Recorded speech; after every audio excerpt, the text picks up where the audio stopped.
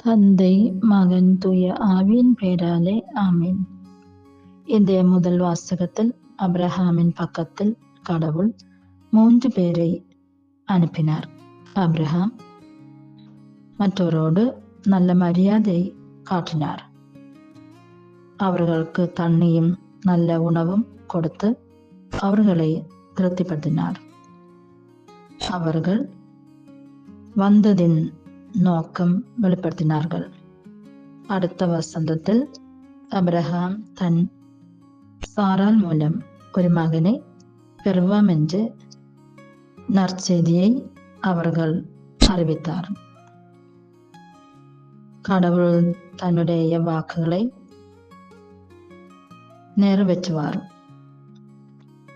கடவுளால் எல்லாவற்றையும் செய்ய முடியும். கடவுள் தனது சித்தின்படி நம் வாழ்க்கையில் செயல்படுவார்.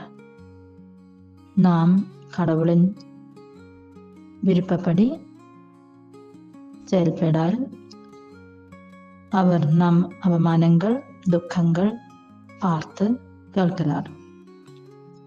ஆனால் அவர் சரியான நேரத்தில் செயல்படுகிறார்.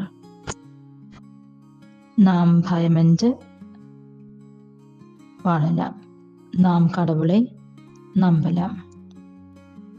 இந்த 2ஆம் வாசகத்தில் கிறிஸ்துவுக்கு ஆக நாம் துன்பப்பட வேண்டி இருக்கிறது.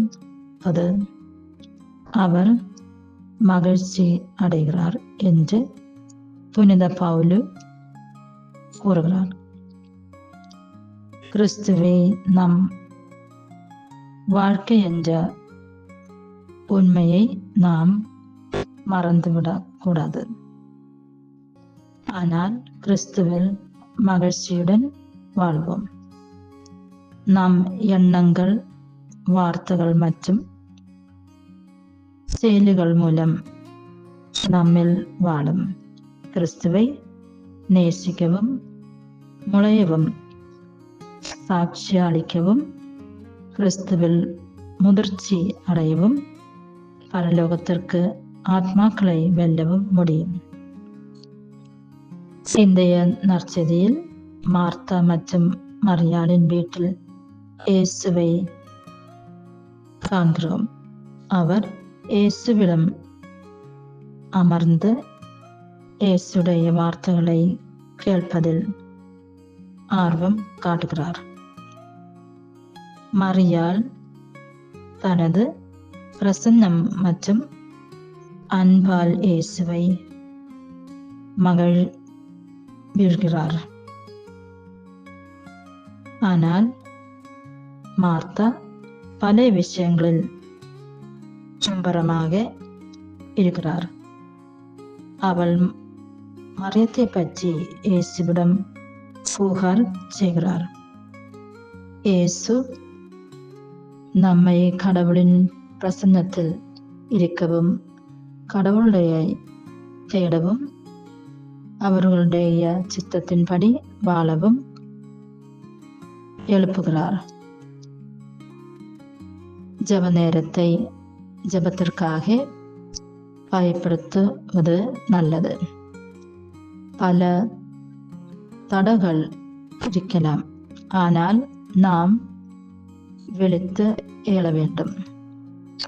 பைபிளை படிப்போம், தியானிப்போம், அதை நம் வாழ்வில் நடைமுறைப்படுத்துவோம்.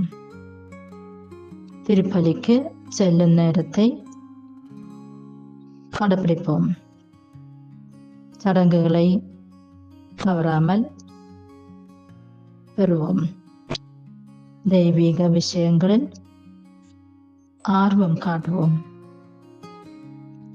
இந்த வழியில் நாம் பல ஆத்மாக்களை பரலோகத்திற்கு வெல்ல முடியும்.